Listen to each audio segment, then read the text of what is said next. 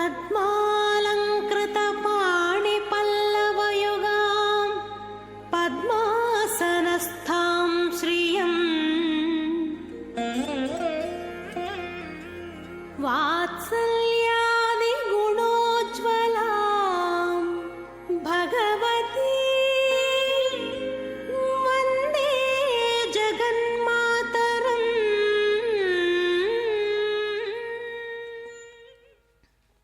लक्ष्मीं क्षीरसमुद्रराजतनयां श्रीरङ्गदामेश्वरीं தாசீபூத சமஸ்த தேவ வனிதாம் லோகைக தீபாங்குராம்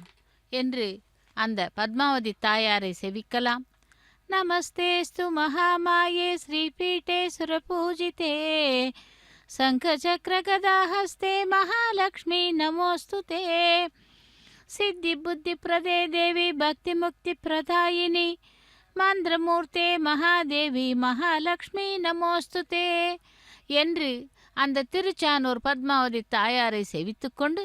இன்றைய கல்யாண உற்சவத்தின் நேரடி ஒளிபரப்பின் வர்ணனையாளர் திருமதி ஏ அருணா. பக்தர்களே, ஆடி மாதம் வெள்ளிக்கிழமை, தெலுங்கிலே சிராவண மாதம் அஸ்வினி பரணியுடன் கூடிய இந்த நன்னாளிலே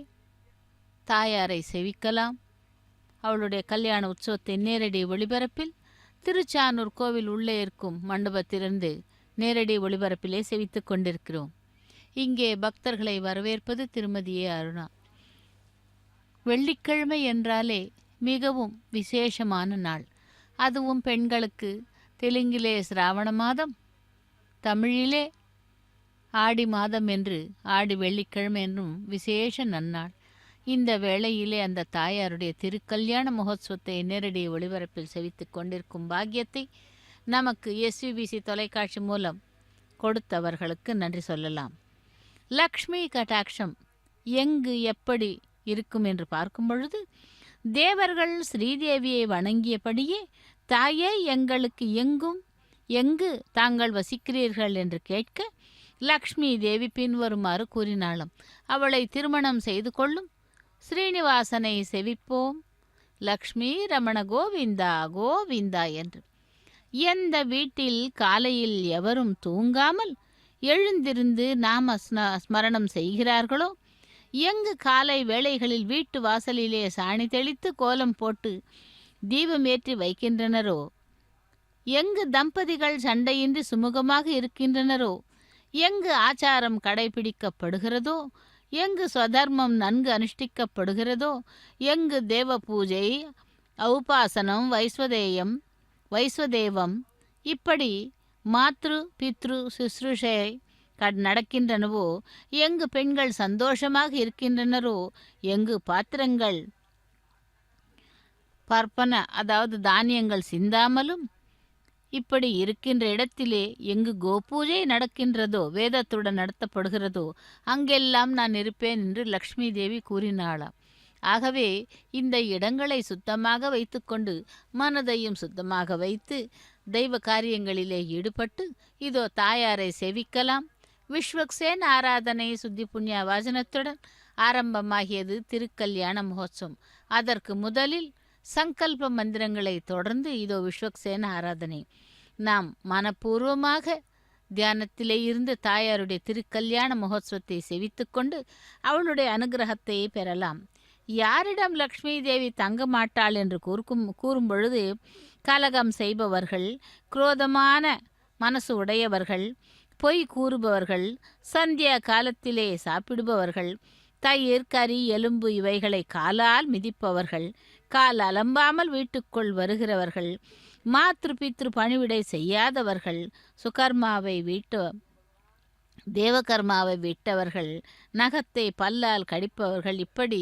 இவர்களிடத்திலெல்லாம் லக்ஷ்மி தேவி தங்க மாட்டாளாம். அப்படி அந்த லக்ஷ்மி தேவியை அலட்சியம் செய்தால் ஒரு நொடி கூட அவள் இருக்க மாட்டாள். அப்படி அந்த பத்மாவதி தாயார் லக்ஷ்மி தேவி என்கின்ற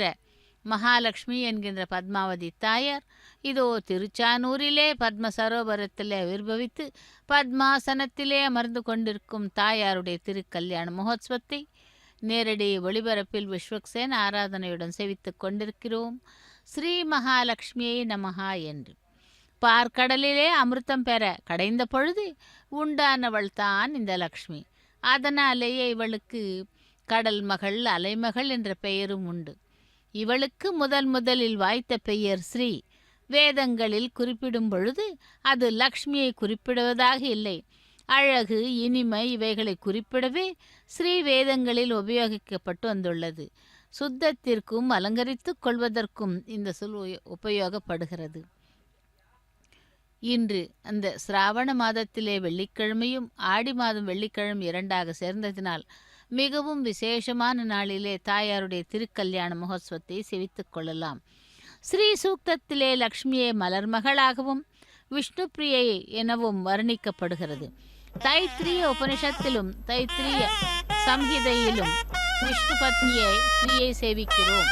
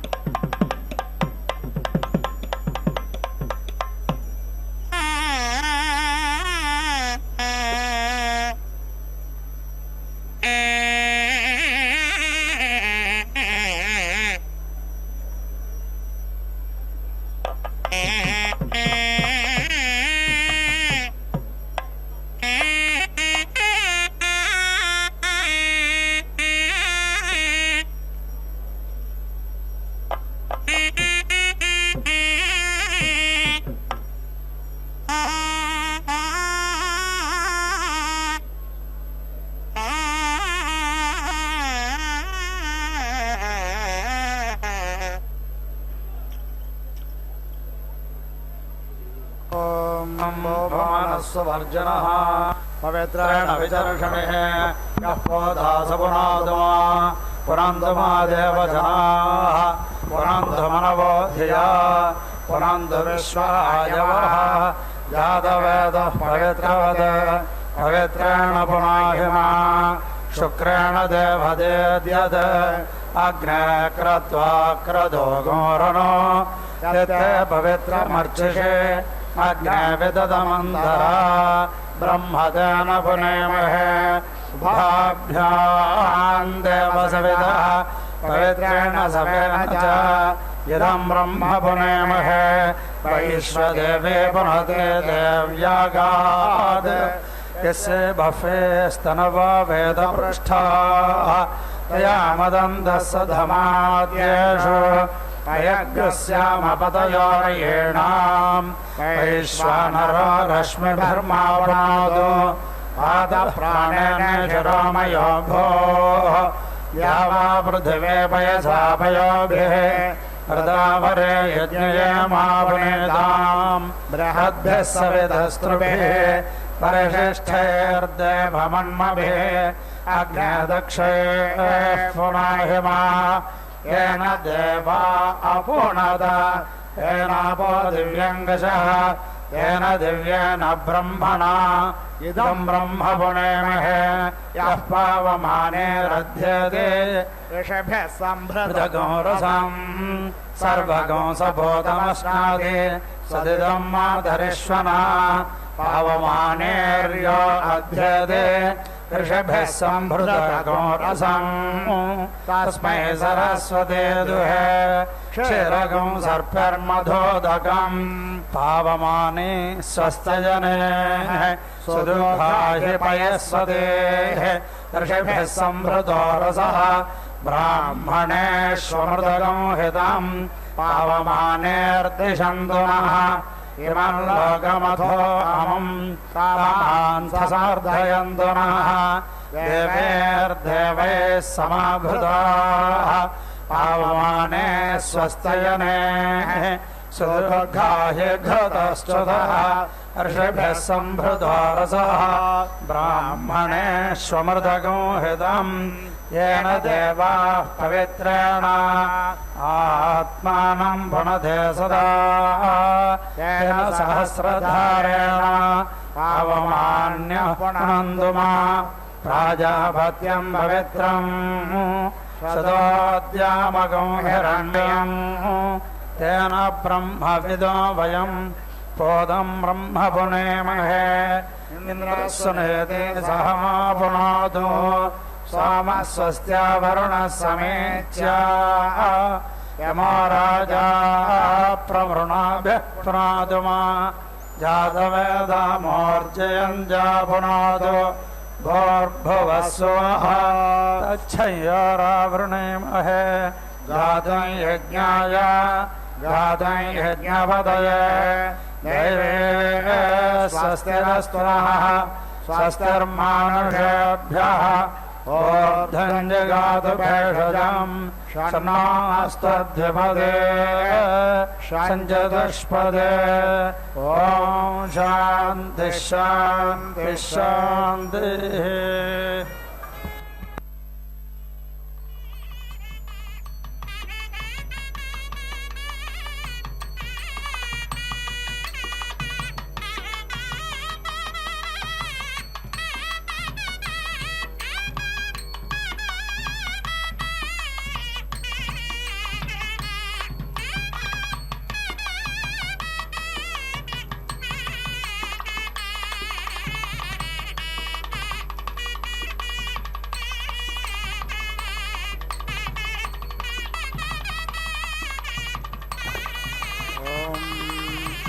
पूर्णमदः पूर्णमिदं पूर्णात् पूर्णमुदच्यते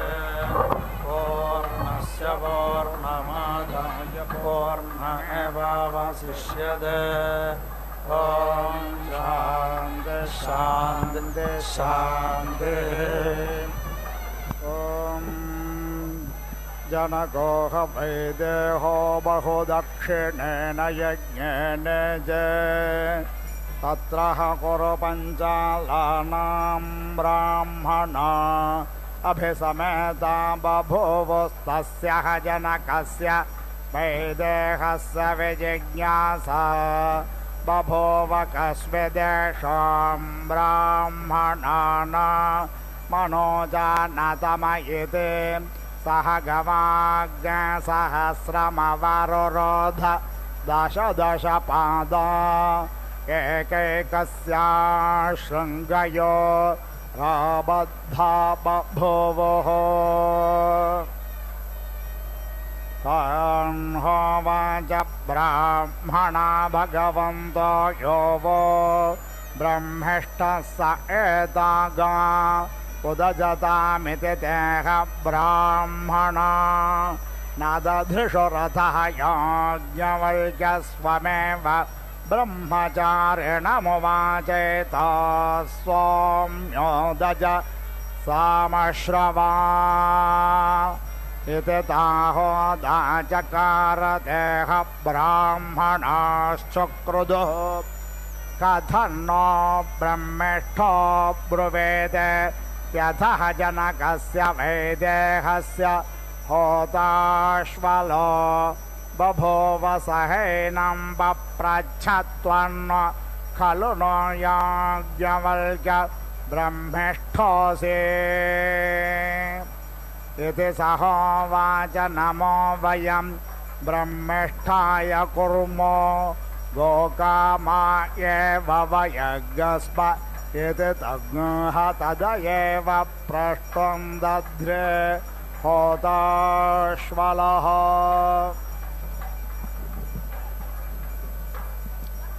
याज्ञवल्क्येति होवाच यदिदज्ञः सर्वं मृत्युनाप्तज्ञः सर्वं मृत्युनाभिपन्नङ्गेन यजमानो मृत्योराप्तिमतिमुच्यत इति होत्रर्द्विजाग्निना वाचा वाग्वे यज्ञस्य होता तद्येयं वाक्स्वयमग्नः स होता स मुक्तिः सातिमुक्तिः याज्ञवल्क्येति होवाच यदिदज्ञः सर्वमहोरात्राभ्यमाप्तज्ञः सर्वमहोरात्राभ्यामभिपन्नं केन यजमानो होरात्रयोराप्तिमतिमुच्यत इत्यध्वर्योनर्तिजा चक्षुषादित्येन चक्षुर्वै यज्ञस्याध्वर्योस्तद्यदिदं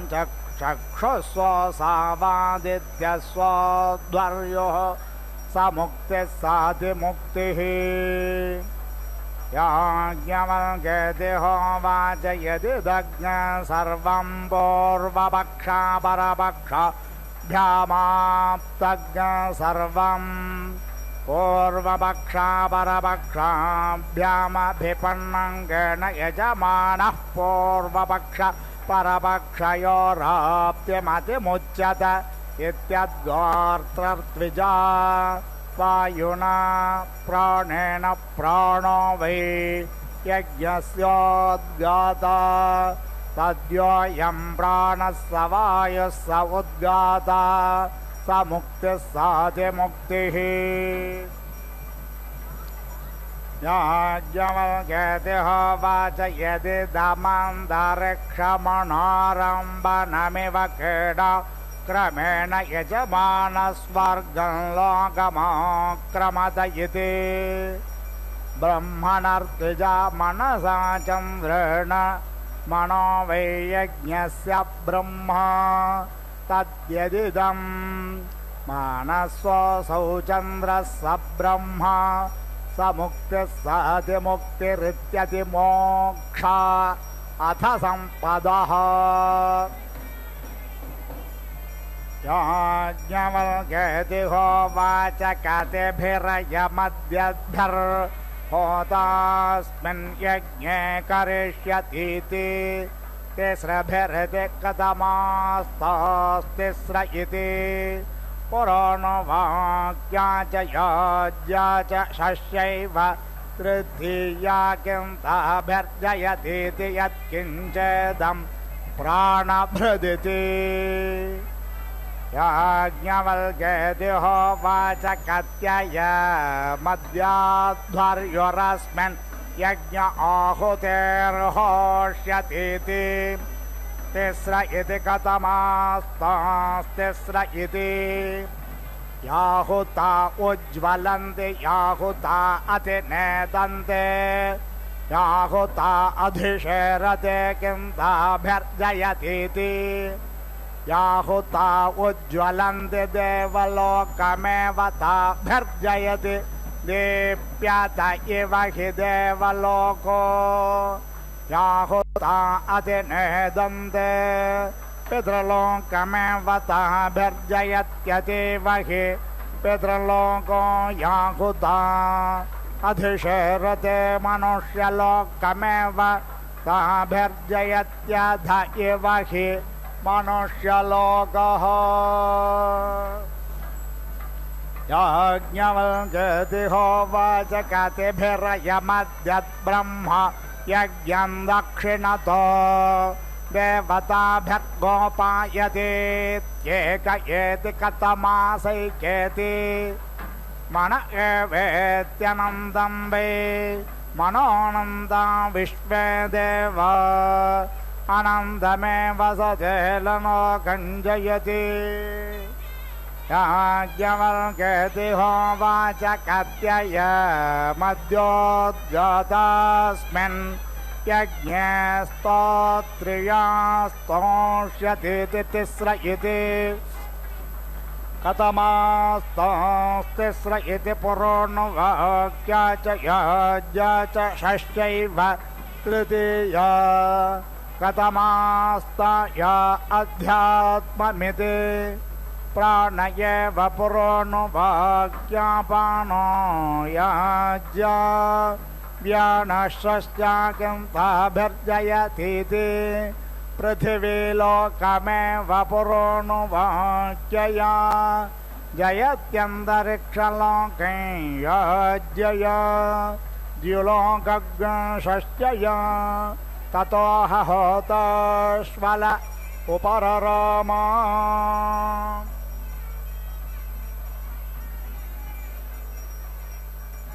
अतः नन्दारद्गौरव ओर्तभागः पप्रच्छ याज्ञवल्क्येति होवाच कतिग्रहाः कत्यतिग्रहाः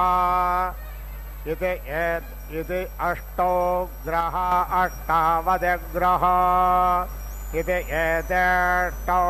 ग्रहा अष्टावदिग्रहाः कथमेत इति प्राणो वै ग्राहस्वापानेनादिग्राहेण गृहीतोपानेन हि गन्धान् जिघ्रति वाग्वे ग्रहस्य नाम्नादिग्राहेण गृहीतो वाचा हि नामान्यभिवदति जिह्वा वै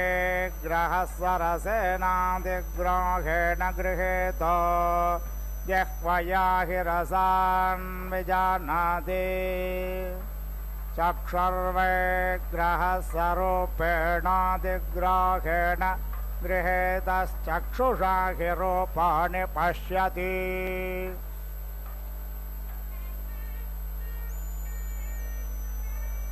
श्रोत्रं वै ग्रहस्य शब्देनादिग्राहेण गृहीतश्रोत्रेण हि शब्दान् शृणोति मनो वै ग्रहस्य कामेनादिग्राहेण गृहीतो मनसा हि कामान् कामयते हस्तो वै ग्रहस्य कर्मणादिग्राहेण गृहीतो हस्ताभ्याग्नेः कर्म करोति त्वग्वै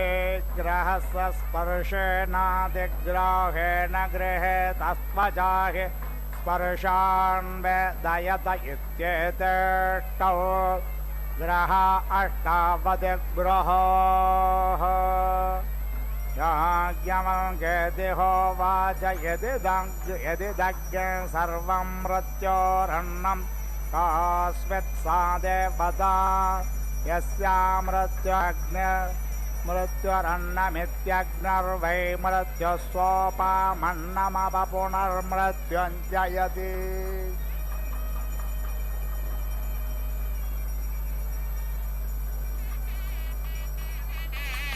याज्ञवल्क्येति होवाच यत्रायं पुरुषो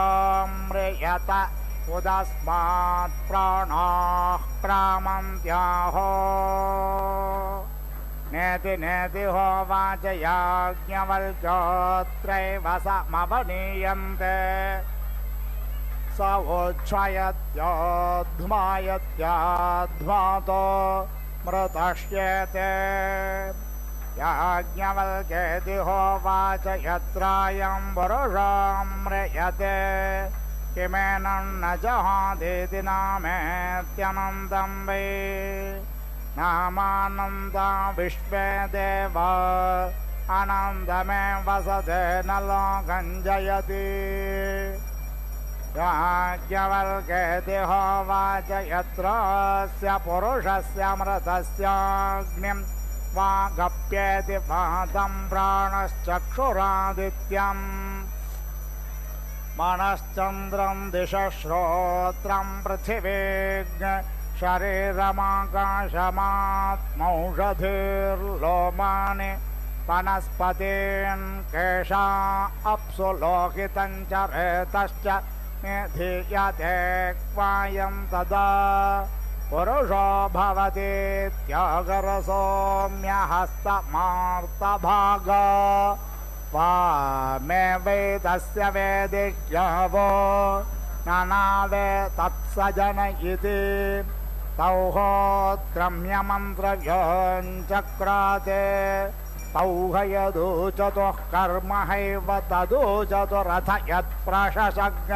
सतः कर्महैव तत्प्रशसज्ञ सतः पुण्यो वै पुण्येन कर्मणा भवति पापः पापेनेति ततोह यारत्कारव आर्तभाग उपरराम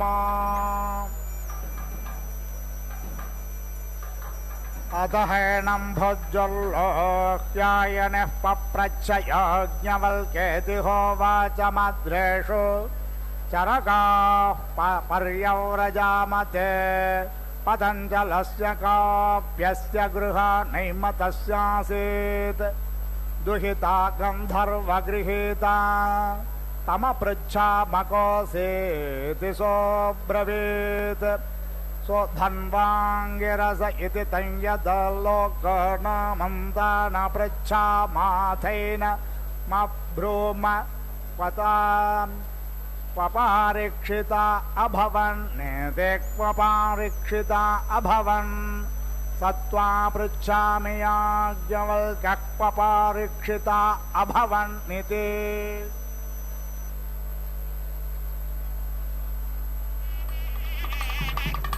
सहोवाचो वाच वै सो गच्छन् वै ते तद्यत्राश्वमेधयाजिनो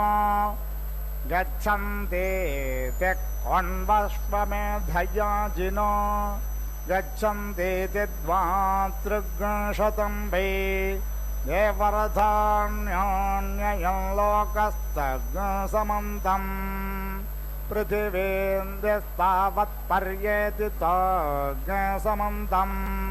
पृथिवीन्द्यस्तावत् समुद्रः पर्येति तद्यावति क्षुरस्य धारा यावद्वा मक्षिकायाः पत्रं दावानन्तर्णाकाशस्तानिन्द्रस्वपर्णो भूत्वा वायवे प्रायच्छत्तां वायुरात्मनिधित्वा तत्रागमयद्यत्राश्वमेधयाजिनो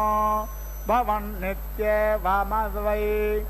स वायुमेव प्रशसज्ञ स तस्मात् वायुरेव व्युष्टिर्वायुसृष्टिरपपुनर्मृत्यु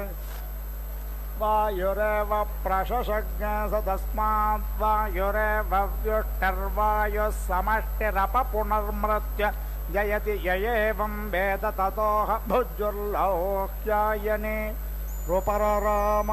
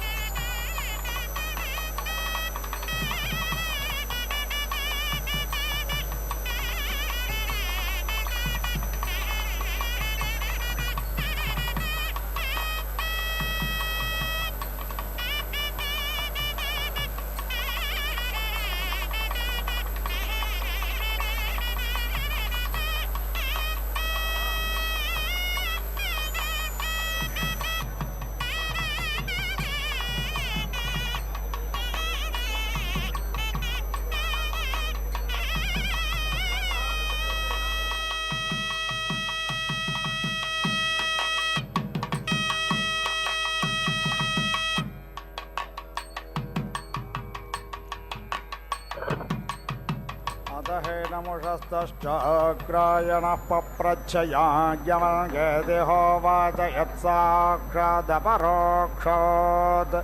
ब्रह्म य आत्मा सर्वान्तरस्तं मे व्याचक्ष्वेत्येषत आत्मा सर्वान्तरः कथमो याज्ञवल्क्य सर्वान्तरो यः प्राणेन प्राणिति सद आत्मा सर्वान्तरो योपानेनापानेति सद आत्मा सर्वान्तरो यो व्यानेन व्यानेति सद आत्मा सर्वान्तरो यवुदानेनोदानिति सद आत्मा सर्वान्तर एषत आत्मा सर्वान्तरः सहोवाचोषस्तश्चाक्रायणो यथा बिभ्रो यादसौ गौरसावष्ट इत्येवमे वेदव्यपदिष्टं भवति यदेव साक्षादपरोक्षात् ब्रह्म य आत्मा सर्वान्तरस्तं मे व्याचक्ष्वेत्येषत आत्मा सर्वान्तरः कथमो याज्ञवल्क्य सर्वान्तरो न दृष्टेर्द्रष्टारं पश्येर्न श्रुते श्रोतारग्नशृणुयानमतेर्मन्तारं मन्वेधान विज्ञातेर्विज्ञातारं विजानीयो एषत आत्मा सर्वान्तरोतोऽन्यदार्थम् ततोहोषस्तश्चाक्रायण उपरराम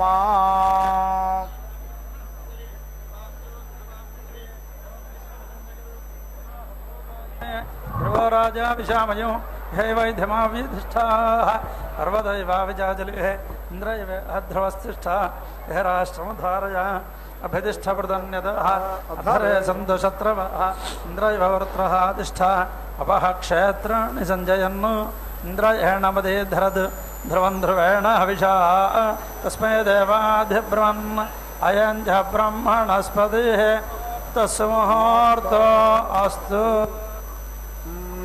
अधहैनङ्गहोलः कौशितक यः पप्रच्छयाज्ञवल्क्येति होवाच यदेव साक्षादपरोक्षात् ब्रह्म य आत्मा सर्वान्तरस्तं मे व्याचक्ष्वेत्येषत आत्मा सर्वान्तरः कथमो याज्ञवल्क्य सर्वान्तरो योषणाया पिपासे शोकं मोहं जरो मृत्युमत्येत्येतं वेदमात्मानं विदित्वा ब्राह्मणाः पुत्रेषणायाश्च वित्तेषणायाश्च लोकेषणायाश्च व्युत्था याथ भिक्षाचर्यं चरन्ति यो ह्येव पुत्रेषणा सा वित्तेषणा यः वित्तेषणा सा लोकेषणो वेह्यते येषणे एव भवतस्तस्मात् ब्राह्मणः पाण्डित्यन्यर्विद्य बाल्येन तिष्ठासेत् बाल्यं च पाण्डित्यं च निर्विद्याथ मुनिरमौनं च मौनं च निर्विद्याथ ब्राह्मणः स ब्राह्मणः केन स्याद्येन स्याद्येन दृशये मातोऽन्यदार्तं ततोह कहोलः कौशितकेय उपरराम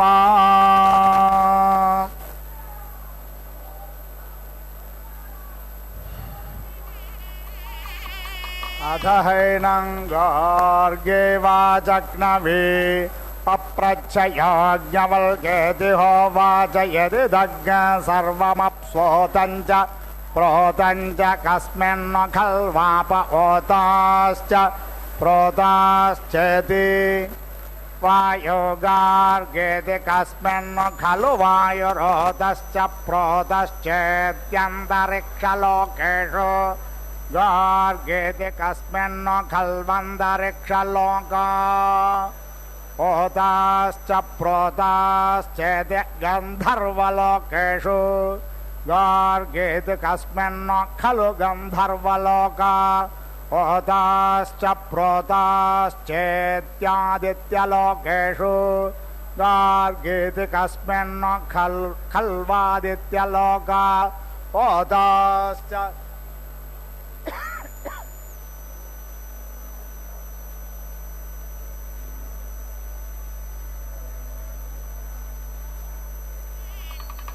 प्रोताश्चेति चन्द्रलोकेषु गार्गेति कस्मिन् खलु चन्द्रलोका होताश्च प्रोताश्चेति नक्षत्रलोकेषु गार्गेति कस्मिन् खलु नक्षत्रलोका होताश्च प्रोताश्चेति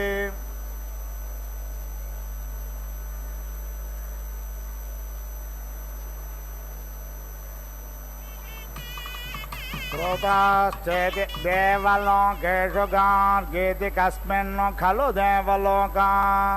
होताश्च प्रोताश्चेति इन्द्रलोकेषु गार्गेति कस्मिन् खल्विन्द्रलोका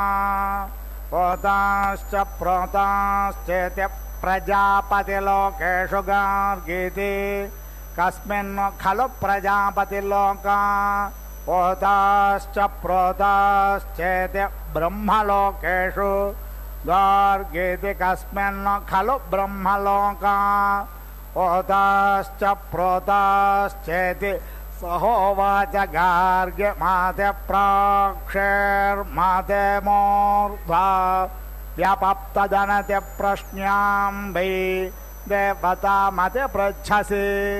गार्ग्य माते प्राक्षीरिति ततोह गार्ग्ये वाचक्नं व्युपररामा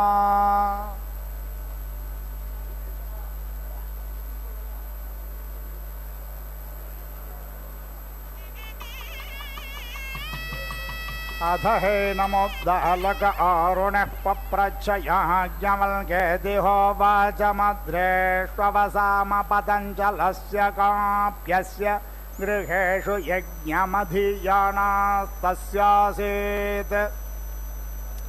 भार्या गन्धर्वगृहीता तमपृच्छामकोऽसीति सोऽब्रवीत् कबन्ध आधर्वण इति सोऽब्रवीत् पतञ्जलं काप्ययाज्ञिकाग्नश्च वेद्धनुत्वं काप्यतत्सूत्रम् येनायं च लोकः परश्च लोकः सर्वाणि च भूतानि संद्रब्धानि भवन्तीति सोऽब्रवीत् पतञ्जलः काप्यो नाहं तद्भगवन् वेदेति सोऽब्रवीत् पतञ्जलं काप्यं याज्ञिकाग्नश्च वेद्धनुत्वं काप्य तमन्तर्यामिनम् ययिमं च लोकं परं च लोकज्ञं सर्वाणि च भूतानि योऽन्तरो यमयमिति सोऽब्रवीत् पतञ्जलं काप्यो नाहं तं भगवन् वेदेति सोऽब्रवीत् पतञ्जलं काप्यं याज्ञिकाग्नश्च यो वै तत्काप्यसूत्रम् विद्यात् पञ्चान्तर्यामिनमिति स ब्रह्मवित् स लोकवित् स देववित् स वेदवित् स भूतवित् स आत्मवित् स सर्वविदिति तेभ्यो ब्रवीत् तदहं वेद तच्चेत्त्वं याज्ञवल्क्य सूत्रमविद्वाग्नस्तञ्चान्तर्यामिनम् ब्रह्मगवेरुदजसे मूर्धाते विपतिष्यतीति वेदवा अहं गौतम तत्सूत्रं तञ्चान्तर्यामिनमिति यो वा इदं कश्चित् ब्रह्मा कश्चित् ब्रूयाद् वेद वेदेति यथा वेत्थ तथा वेदेति तथा ब्रूहीति सहोवाच वायुर्वै गौतम तत्सूत्रं वायुना वै गौतमसूत्रेण यञ्च लोकः परश्च लोकः सर्वाणि च भूतानि संरब्धानि भवन्ति तस्मात् वै गौतम पुरुषं प्रेतमाहुर्व्यस्रग्नसिषतास्य अङ्गानीति वायुना हि गौतमसूत्रेण संरब्धानि भवन्तीत्येवमेव तद्याज्ञवल्क्यान्तर्यामिनं ब्रूहीति।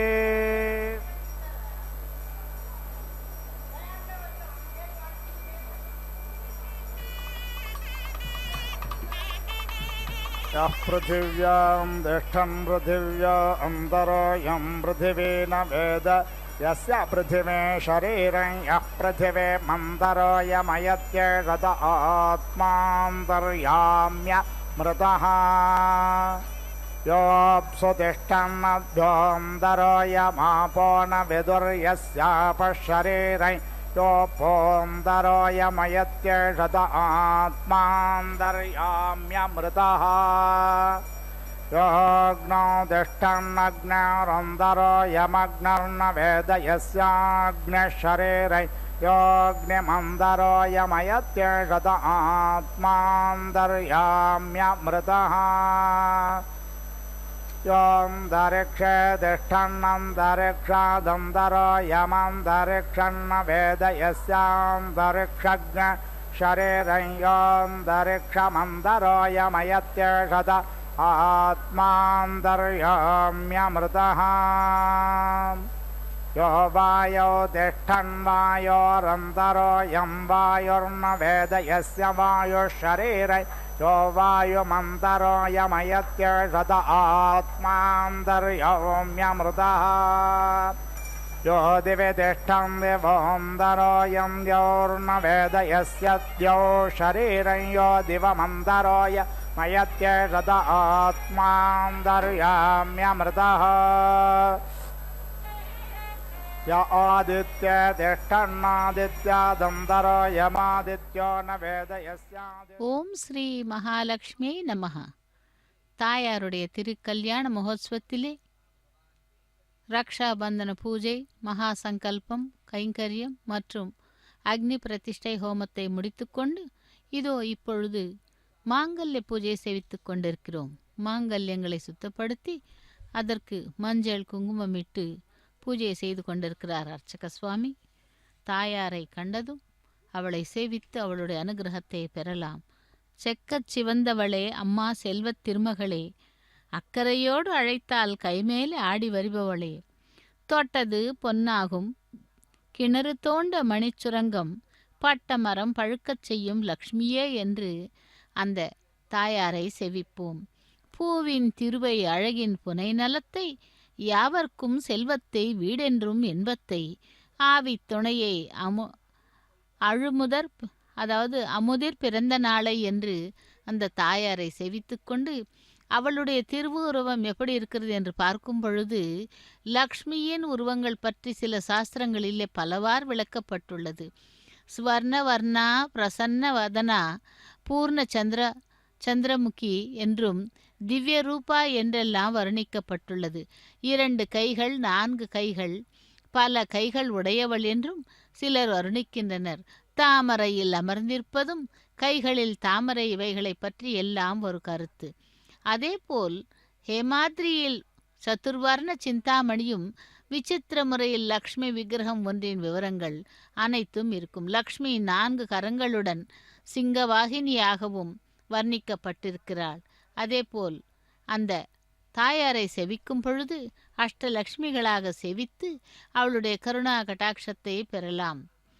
சூடாமணி நிகண்டில் திருமகளை குறிக்கும் பெயர்கள் கடற்பிறந்த கோதை, மா அரிப்பிரியை, செய்யாள், ஆக்கம், பொன், ஸ்ரீதேவி, அலர்மகள், பொருள் செல்வி, தாங்கணக்கு பூமி, லக்ஷ்மி,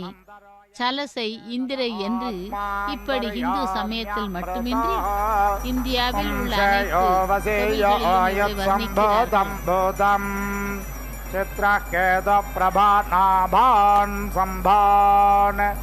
ज्योतिष्मागस्तेजस्वानाथमग्नस्तपन्नमितपन्न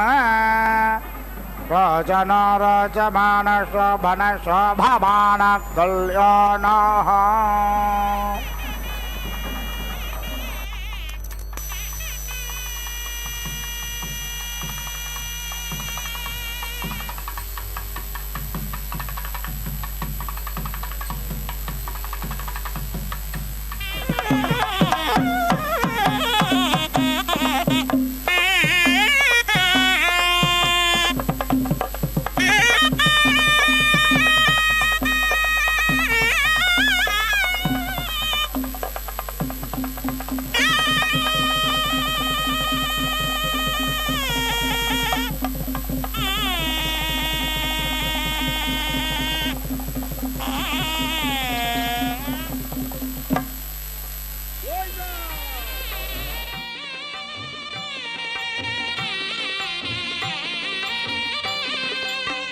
శ్రీ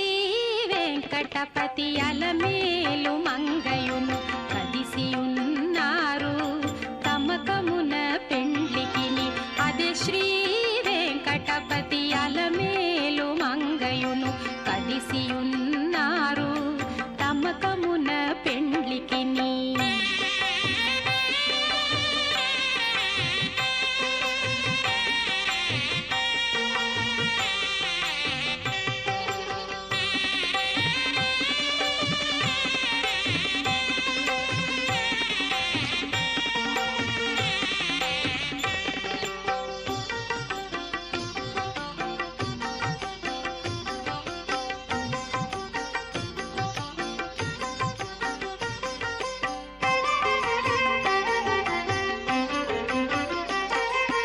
బాసికములు కట్టరో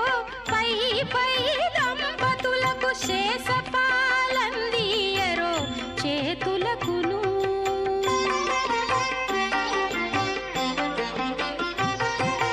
బాసికములు కట్టరో పై పై దంపతులకు శేషపాలందియరో చేతులకును సూసకాల పేరంటాండ్లు శోభాన పాడరో సూసకాల పేరంటాండ్లు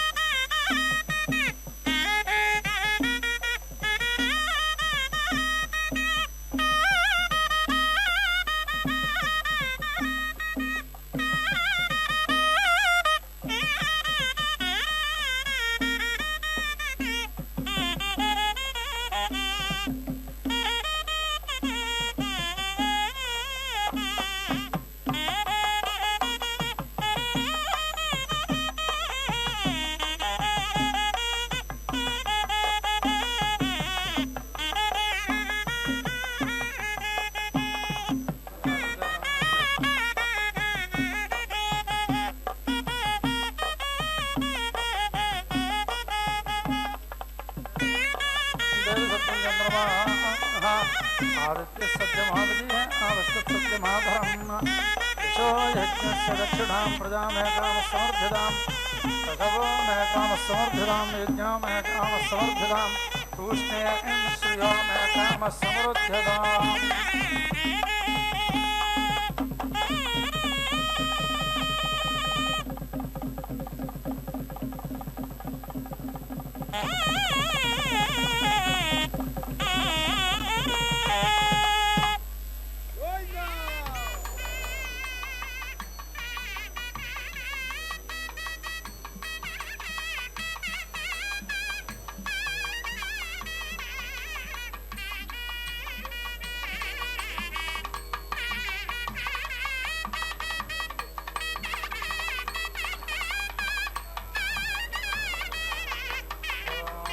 विज्ञानं ब्रह्म दिव्यजानात् विज्ञानाद्येव खल्विमानि भूतानि जायन्ते इवात् शरदशदा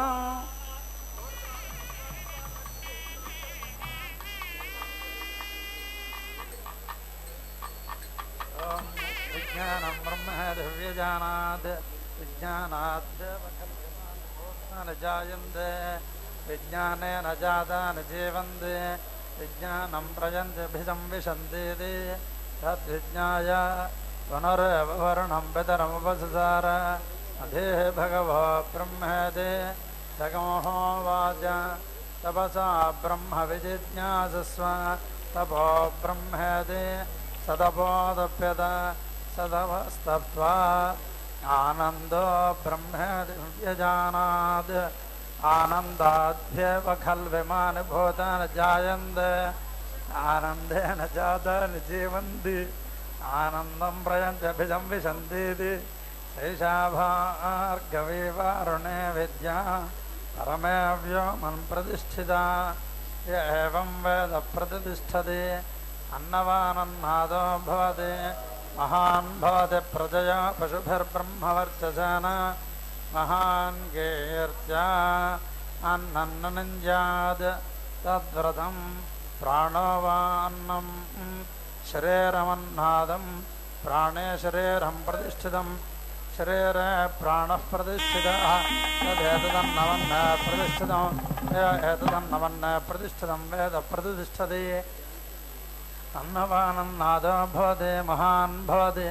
प्रजया पशुभिर्ब्रह्मवर्चसेन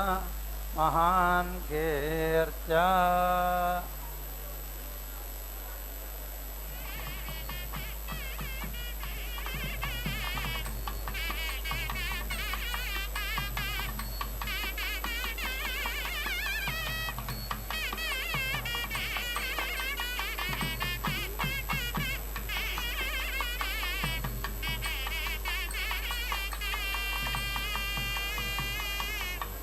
त्रेधानरुद्धे पदं समूढमस्य भागं श्रे स्वाहा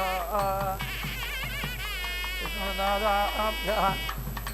धर्मान् धारयन् पश्यदयदो व्रतानि पस्पशेन्द्रस्य सिद्धा स्वाहा परमं पदकं सदा पश्यन्तु सौरयः दिवेव चक्षुरातदग्नि स्वाहा जाग्रवाकं सस्वनन्धते विष्णोर्यपरमं पदग्नि स्वाहा वासुदेवाय धीमहि तन्नो विष्णुः प्रचोदयात् स्वाहा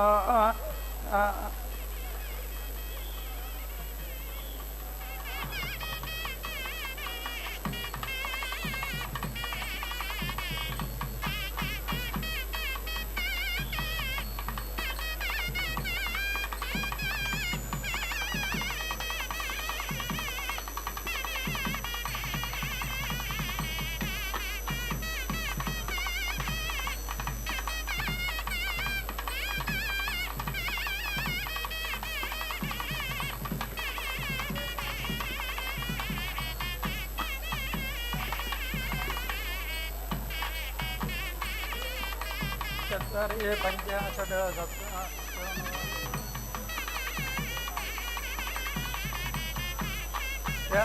समिधः सप्तजिह्वा सप्तऋषयः सप्तधाम प्रियाणि सप्तहोत्रा सप्तधात्वः यजन्ति सप्तयोनिरावृणस्व घृतेन स्वाहा सर्वक्रमे त्रयधानदध्ये पदं समानस्य भागं स्वाहा नारायण नारायणाय विद्महे वासुदेवाय धीमहि तन्नो विष्णुः प्रचोदयात् स्वाहा अञ्जुहोति सर्वं वै पूर्णाहुतिः सर्वमेवाप्नोति अधो इयं वै पूर्णाहुतिः अस्यामेव प्रतिष्ठति अन्योर्मेधारा सतिदिवायेषा हूयते घृतस्य वाजेन मेषा धारामस्मिन् लोके ब्रह्ममानोपतिष्ठतः आज्येन जुहोति तेजवाज्यं तेजवसार्धरः तेजसैव स्मेतेजवरुन्धे कामावैव सार्धरः कामानेव वरुन्धे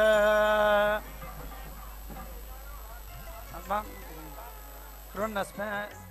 अच्छा वसून कृण्णस्मे नर्या पुरोणि यज्ञो भूत्वा यज्ञमासीत् स्वाञ्योनिग्स्वाञ्योनिमपि गच्छता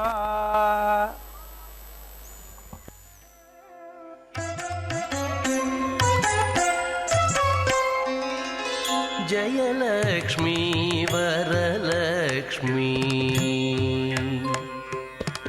जयलक्ष्मी वरलक्ष्मी संग्राम वीरलक्ष्मी जयलक्ष्मी वरलक्ष्मी संग्राम वीरलक्ष्मी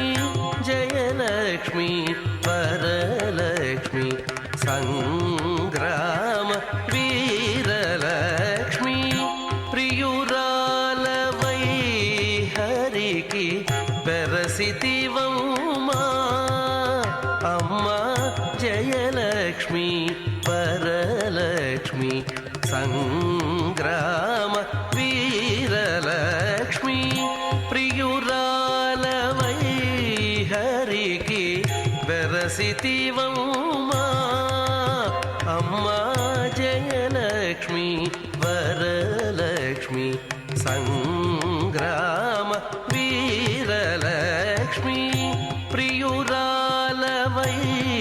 हरिकी बेरसितिवम्मा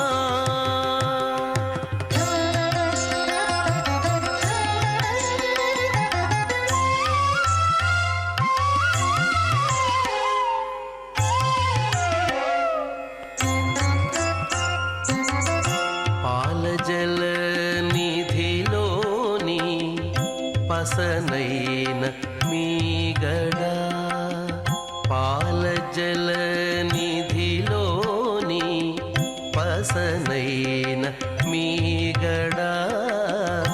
పాల జల నిధిలోని పసనైన మీగడా మేలిమి తామిరలోని మిన్సువాసన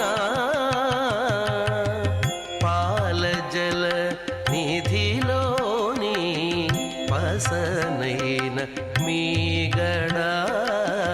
మేలిమి తామిరలోని మిన్సువాసన